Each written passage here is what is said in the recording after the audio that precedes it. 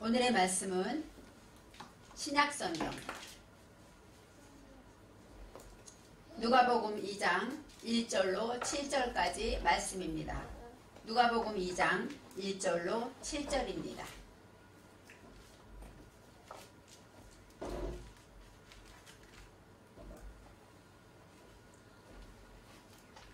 이때에 가이사 아구스도가 영을 내려 천하로 다 호족하라 하였으니 이 호족은 구레뇨가 수리아 총독되었을 때에 첫 번 한 것이라. 모든 사람이 호족하러 각각 고향으로 돌아가매 요셉도 다윗의 족속인 고로 갈릴리 나사렛 동네에서 유대를 향하여 베들레헴이라 하는 다윗의 동네로 그 정혼한 마리아와 함께 호족하러 올라가니 마리아가 이미 잉태되었더라. 거기 있을 그때에 해산할 날이 차서 맏아들을 낳아 강보로 싸서 구유에 뉘었으니 이는 사관에 있을 곳이 없음이러라. 아멘.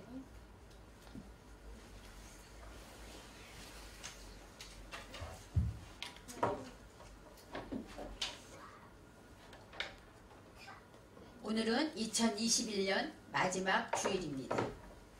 그리고 오늘 성시교도 마지막 52번을 했어요. 1년은 52주기 때문에 52번을 할 때 감회가 새롭고 1년이구나. 하나님이 1년을 지켜주셨구나. 이런 생각을 하게 됩니다. 어제는 또 기쁜 성탄절이었습니다. 가족들과 가정에서 즐겁고 기쁜 시간을 보냈죠. 이제 마지막 주일에 성탄절을 지내고 우리는 예수님 이야기를 하려고 합니다. 우리가 예수님 이야기를 한다는 것은 아무리 해도 부족하고 또 더 해야 할 것 같고 또 예수님 이야기는 생각만 해도 예수님 얘기를 하다 보면 나도 모르게 기쁘고 즐겁고 행복해지는 것을 저는 느낄 수가 있습니다. 우리는 예수를 믿고 또 예수님 때문에 구원받았고 또 우리는 예수를 믿으면서 예수님 안에서 살기를 원합니다. 그리고 어떻게 하든지 예수님처럼 살려고 해요. 어떤 문제가 왔을 때 예수님이라면 어떻게 하셨을까 생각하면서 결정하기도 합니다. 이렇게 우리는 순간순간 예수님 때문에 살고 계신데 우리 삶에 예수님이 없었다면 우리는 어떻게 살았을까 생각해 볼 수가 없습니다. 이제는 크리스마스 성탄절을 생각하면서 아기 예수님이 이 땅에 어떻게 오셨는가, 왜 크리스마스가 기쁜가, 온 세상 사람이 기뻐하는가 생각해 보려고 합니다. 예수님의 탄생은 오늘 찬송가에도 있듯이 그림처럼 그려지고 또 많은 성화 중에도 예수님의 마국간에서 성모 마리아가 아기를 안고 있는 그런 그림들이 많이 있습니다. 예수님의 탄생은 정말 신비 돋고 또 동화, 재미난 이야기 같고 또 기적 같은 이야기가 되고 있습니다. 이 예수님의 탄생에 대한 이야기를 원어 성경으로 살펴보면 정말 하나하나가 다 하나님의 은혜고 기적 같은 하나님의 말씀이 들어 있습니다. 예수님은 우리의 하나님이시고 또 예수님은 우리의 목자시면서 말씀으로 이 땅에 오셨습니다. 그래서 이제는 어떻게 하든지 우리가 예수님은 이 세상 역사의 주인공이라는 것을 우리가 알죠. BC와 AD를 나눌 때 무엇으로 나누죠? 예수님 탄생 이후로 나눠요. 예수님 탄생하기 전의 역사와 BC, 예수님 탄생한 후의 역사는 AD, 이렇게 역사를 나누고 있습니다. 이처럼 예수님은 모든 역사의 주인공이 되고 있어요. 아마 예수님이 다시 오셔서 재림하셔서 우리를 데리고 하늘로 올라가시면 세상의 역사는 끝날 것 같습니다. 이제 예수님의 탄생을 통해서 하나님이 어떻게 성경으로 말씀하고 있는가 생각해 보려고 합니다. 오늘 1절에는 하나님의 역사가 예수님의 탄생을 위해서 어떻게 이루어졌는가 나타나고 있습니다. 1절 말씀에 이때에 가이사 아구스도가 영을 내려 천하로 다 호족하라 하였으니, 가이사 아구스도라는 사람은 어때요? 로마의 황제입니다. 지금도 역사적으로 기록되어 있고 우리가 세종대왕 영조, 정조 하듯이 유명한 로마의 황제로 알려져 있습니다. 그 아구스도가 영을 내려서 천하로 다 호족하라고 하였습니다. 그 시대는 로마의 식민지가 너무너무 많아서 정말 많은 나라가 다 로마 밑에 속국으로 되어 있기 때문에 천하가 다 호족하라는 이야기가 맞습니다. 로마는 14년마다 로마 민족들, 그 많은 치하에 있는 민족들에게 호족하라고 해서 그들에게 세금을 다시 똑바로 매기고 또 인원수를 세고 또 군역과 모든 노역과 모든 일을 동원할 수가 있었습니다. 이제는 요셉과 마리아도 다윗의 족속이다. 성경에 나와 있어요. 요셉도 다윗의 족속이고 마리아도 다윗의 족속입니다. 그래서 요셉과 마리아는 어때요? 호족하려면 어때요? 태어난 곳으로, 조상의 호족, 우리로 말하면 원적이라고 그러죠. 우리의 고향으로 돌아가야 하는 시기가 돌아왔습니다. 영적으로 말하면 우리의 호족은 어디일까요? 요셉과 마리아에게는 다윗의 고장인, 다윗의 고향인 베들레헴이었습니다. 우리들의 영적인 호족은 어디일까요? 우리는 하늘나라가 우리의 호족입니다. 우리의 고향입니다. 우리가 갈 곳이고 또 하나님은 어때요? 우리를 하나님의 자녀 삼으셨기 때문에 하나님 계신 곳이 우리의 호족 할 수 있는 그런 곳이라고 생각합니다. 이제 하나님께서는 예수님을 탄생시키기 위해서 그 시기를 로마의 황제의 역사에 맞추어 가고 계신 것입니다. 요셉과 마리아는 나사렛이란 동네, 베들레헴으로부터 138km가 떨어진 아주 먼 곳에 있는 동네입니다. 그렇기 때문에 그들은 베들레헴에 갈 일이 전혀 없었어요.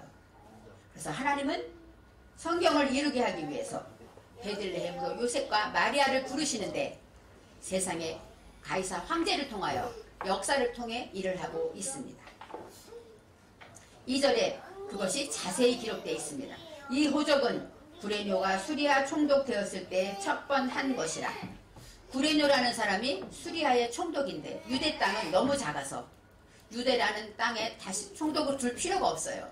수리아에 있는 총독이 유대를 같이 관할하고 있었습니다. 그렇기 때문에 수리아 총독되었을 때 첫 번 했던 역사적인 사건이라고 성경은 말하고 있습니다.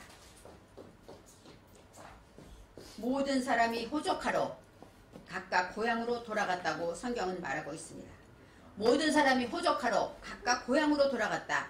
이 고향은 원어로 말하면 이르입니다. 이르, 고향. 이르라는 것은 각자 깨우치다, 각성하다 이런 뜻이 있어요.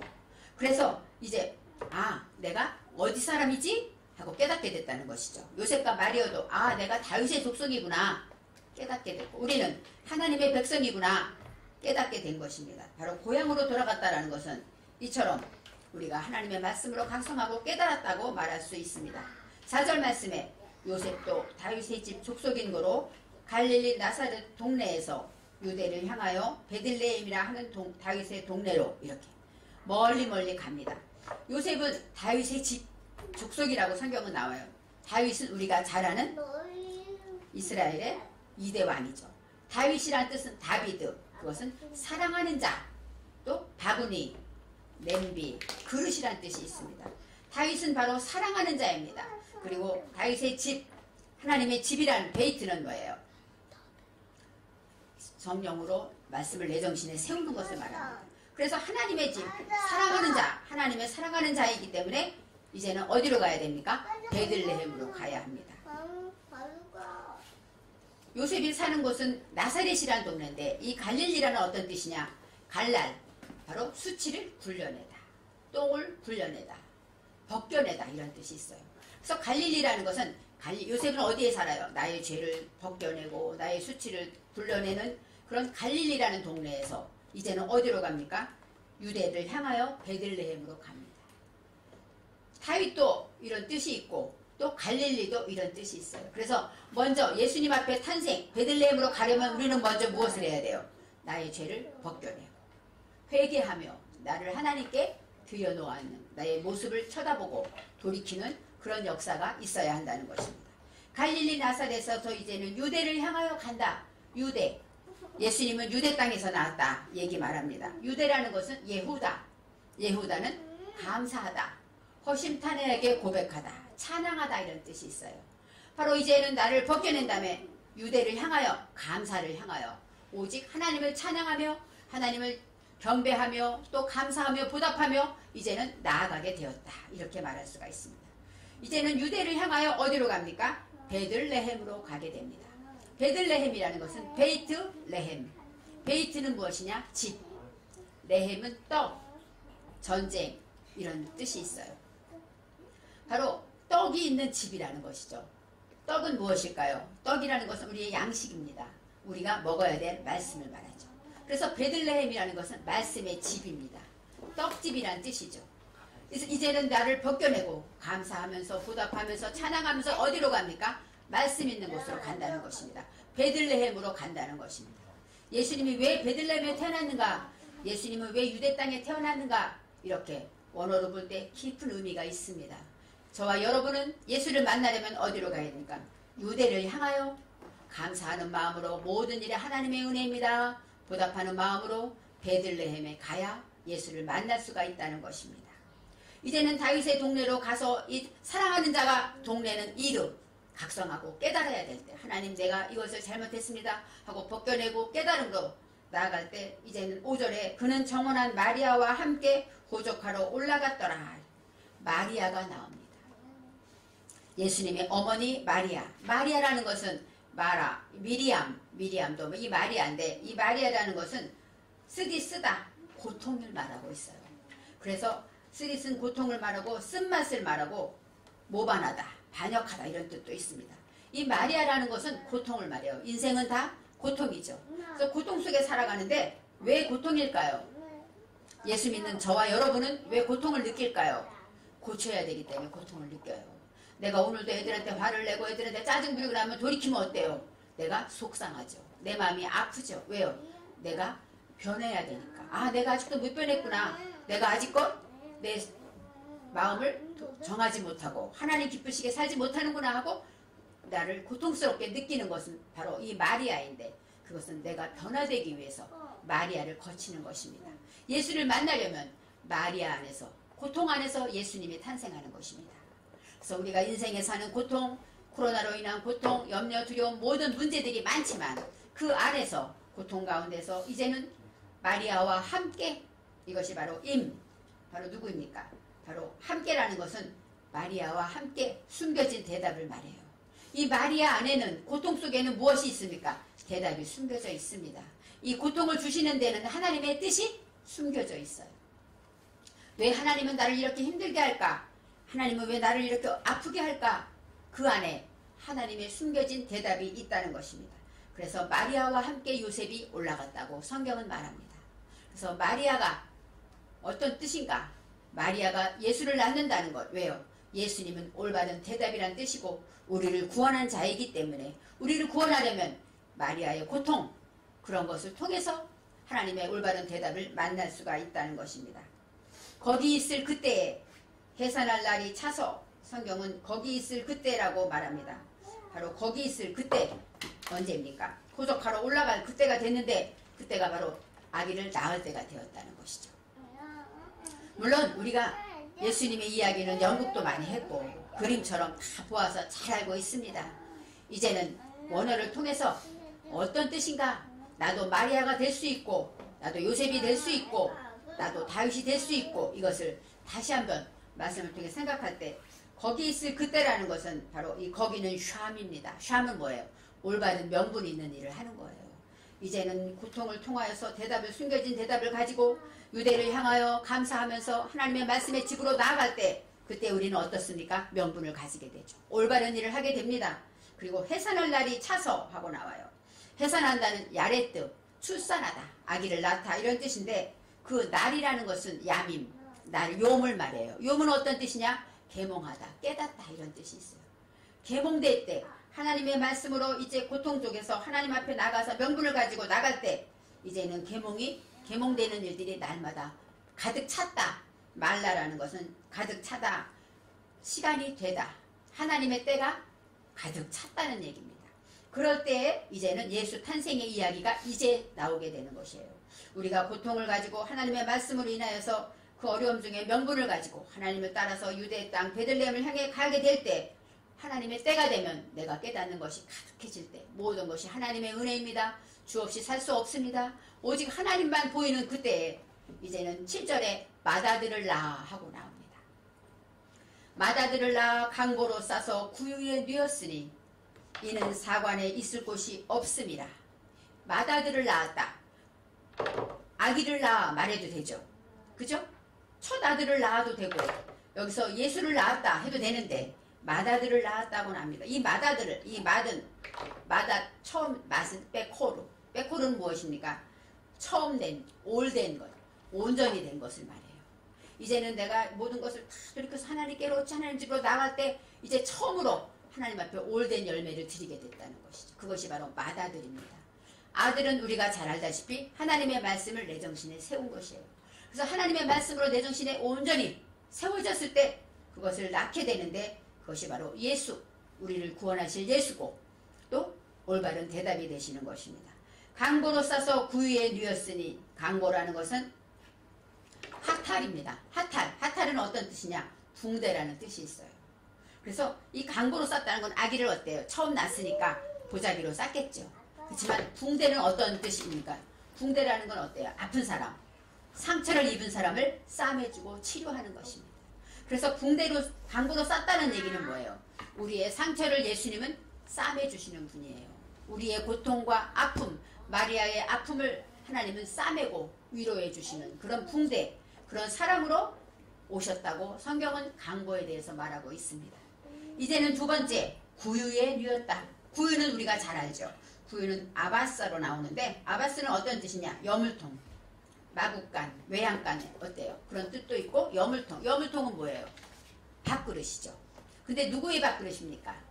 짐승의 밥그릇입니다. 바로 예수님은 밥그릇에 누워 있어요. 그럼 누가 먹을까요? 짐승의 밥그릇에 있는 밥은 짐승들이 먹죠.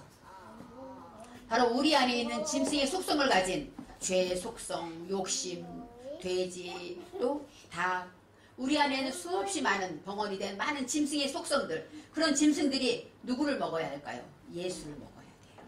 예수의 말씀으로 오신 예수를 먹음으로 우리가 자라게 되죠.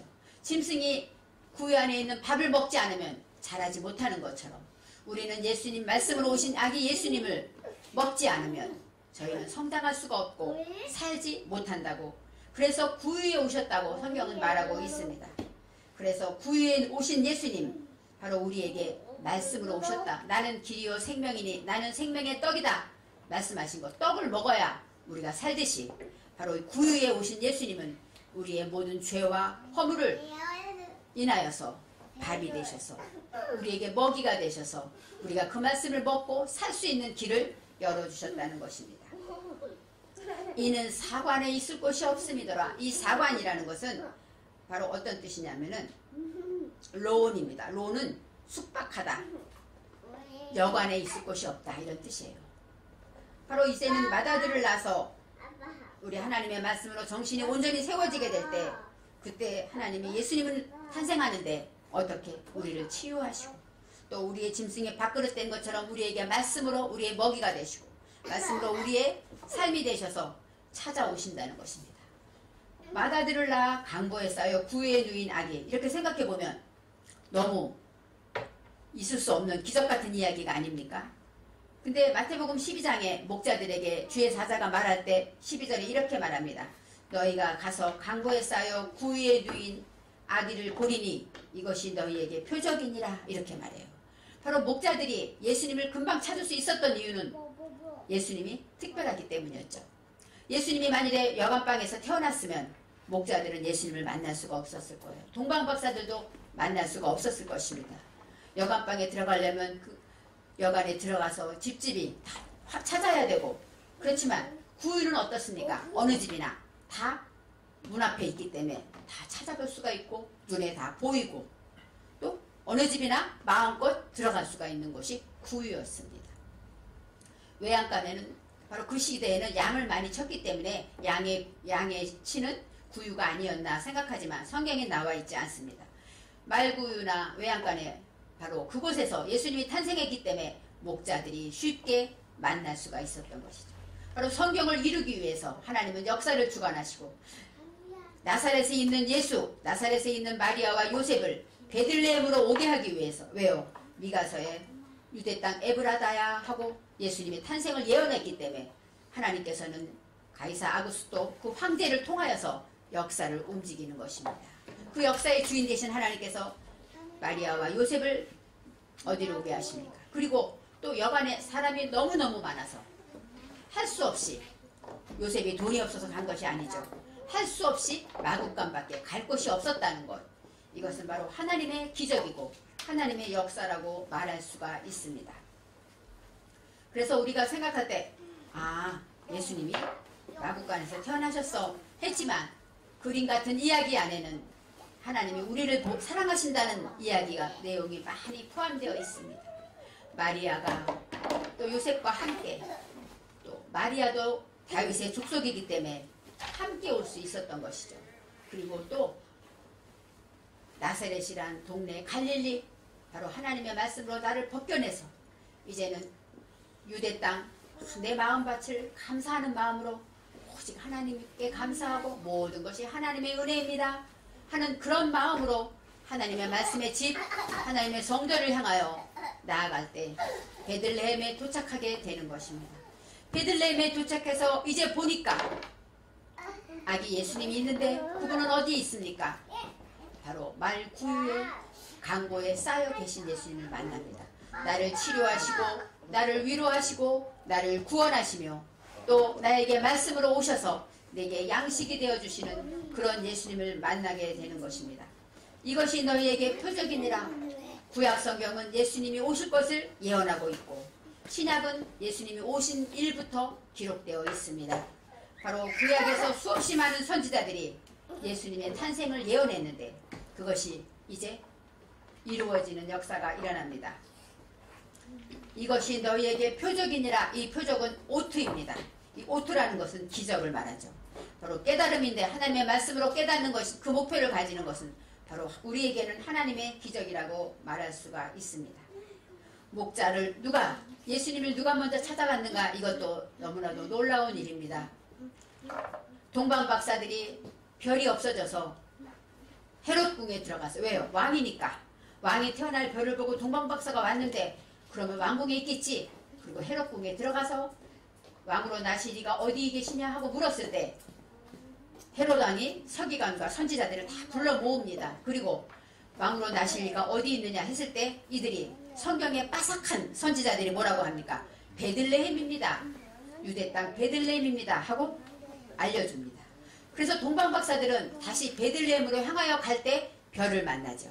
근데 서기관과 바리새인은 어땠습니까? 베들레헴인지 다 알아요. 유대 땅인지 다 알아요. 메시가 오시는 거 다 알아요. 그런데 그들은 가지 않고 알려만 주고 예수님과 관계를 하지 않고 살았습니다. 우리가 예수를 믿으며 성탄절에 기쁘고 즐거워하며 선물을 주지만 혹시 우리도 이렇게 서기관과 바리새인처럼 예수님은 유대 땅 베들레헴에 태어났어, 우리를 구원하시려고 태어났어, 말구 위에 오셨어, 다 알면서 고통은 싫어하고 감사치 않으면서 나와 상관없는 예수님으로 살지는 않습니까? 바로 역사의 주인이신 하나님께서는 역사적인 사건을 통해서 하나님의 때에 이루어 주십니다. 그리고 하나님의 때에 하나님의 말씀을 사건으로 이루어 주십니다. 바로 유대 땅 에브라다야 하고 예수님의 탄생을 예언한 미가 선지자처럼 하나님께서는 바로 하나님의 때에 하나님의 시간에 예수님을 탄생하게 하셨는데 가장 먼저 경배한 자들은 한밤중의 목자들이었습니다. 밤중이라는 것은 라엘라는 뭐예요? 재난의 때입니다. 환난 중에 있는 목자들이에요. 그들은 밤에 양떼를 지킨다는 건 뭐예요? 요즘으로 말하면 밤새 알바를 한다든가 어떤 처절한 삶의 현장에서 돈도 없고 막내기 때문에 가장 시급도 낮고 그래서 그러지 않으면 살 수 없기 때문에 한밤중에 목자들이 있었을 거예요. 양떼를 지키고 있었을 거예요. 가장 낮은 힘든 그들에게 재난 중에 있고 환난 중에 있는 그들에게 예수님이 소식이 전해집니다. 저와 여러분도 예수님의 소식을 들으려면 내가 어렵고 힘들다, 내가 고난 중에 있고 정말 내 마음이 가장 낮은 자리로 나를 낮아진 곳으로 나를 낮추고 나를 벗겨내는 그 자리에 있는 자들, 그들에게 예수님의 소식이 들립니다.